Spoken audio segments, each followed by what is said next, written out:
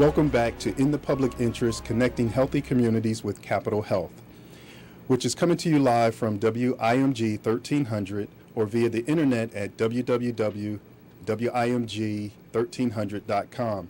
If you are viewing us, you are watching WZBN Mercer TV 25. I am your host, Zachary Chester, and my guest this evening is Dr. Michael Cohen. Welcome. Thank you very much for having me. Talk to us about some of the treatments. Sure. Well, I like to divide the different treatment options for prostate cancer into two main categories.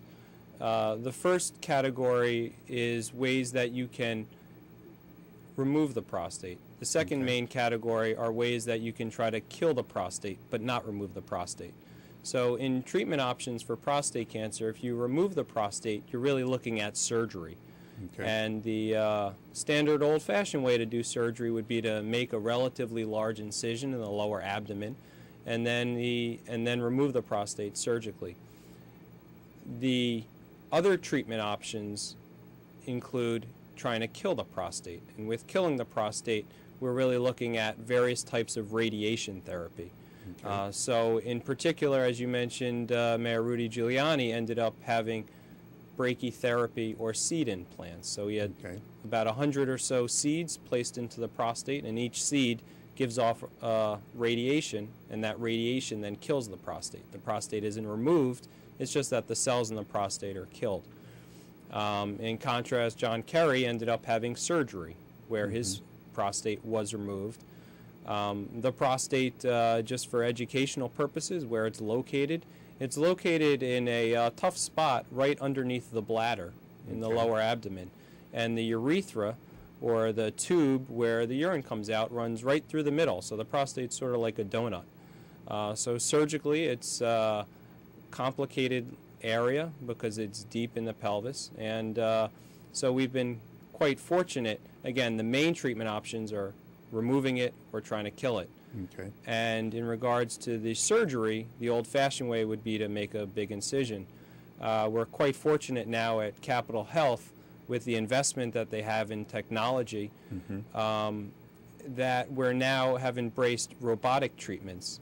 And the robotic treatments that we're embracing is both for prostate, is for surgical treatment options, and we have the capability now to do robotic surgery where we precisely remove the prostate, and we make, instead of a large incision, there's small incisions.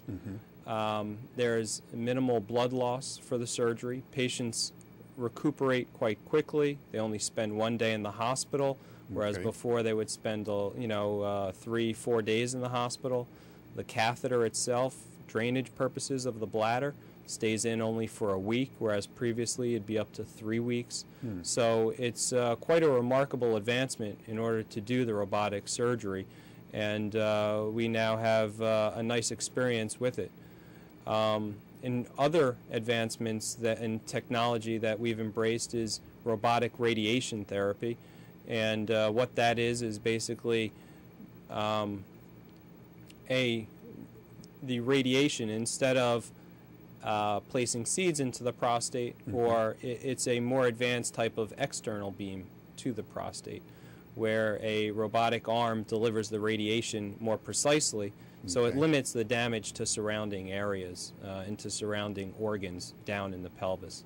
Right, and the piece of equipment that you're referring to is the CyberKnife. That's correct. It's the CyberKnife, and it's 5 treatments. So it's for a full week, 5 treatments, about a half hour each time.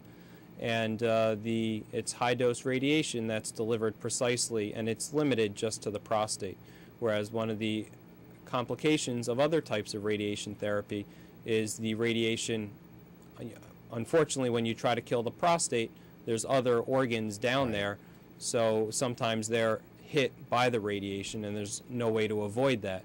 So the robotic delivery is a way to minimize the damage to the surrounding areas. Okay. And what's the average age? Dr. Cohen, let's go back to robotic surgery. Sure. And let's finish your thought on the robotic therapy. And you were explaining sort of what it was. Sure. Robotic surgery has a lot of mystique to it.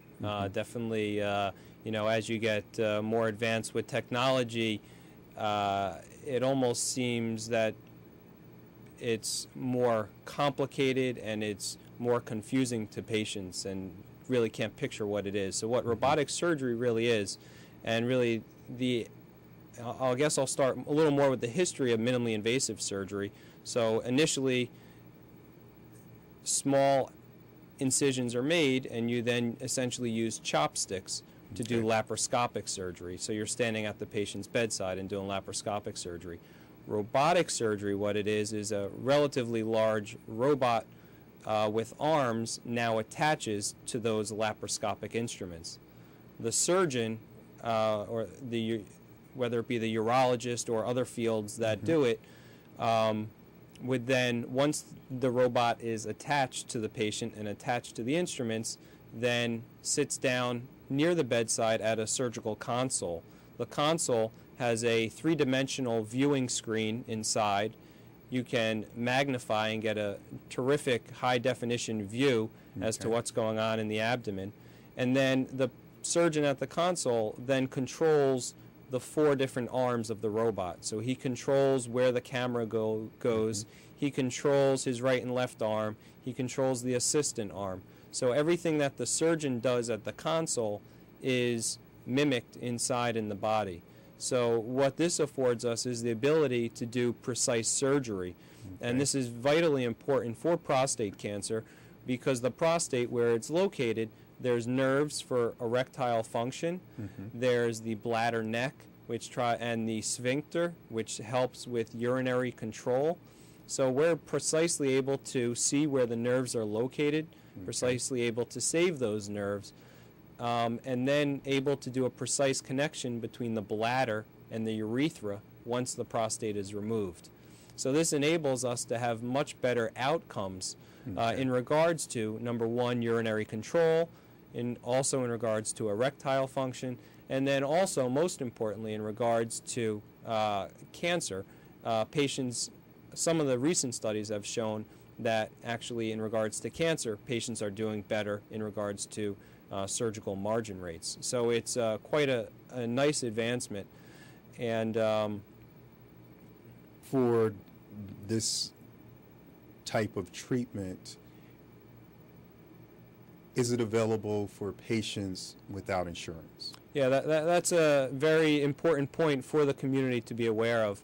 Obviously, with the health system that we have, there are a lot of patients, especially in the inner city, who do not have health insurance. At Capital Health, we're quite fortunate. They have quite a significant charity care system where if patients apply, they can get charity care through Capital Health if they don't otherwise have insurance.